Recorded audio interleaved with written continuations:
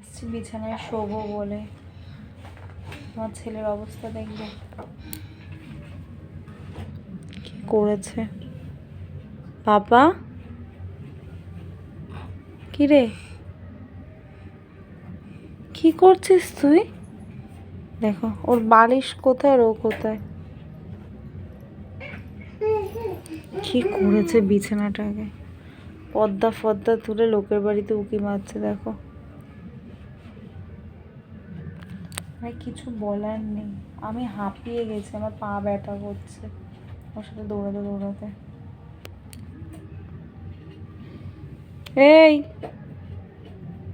কিরে, এদিকে তাকাই।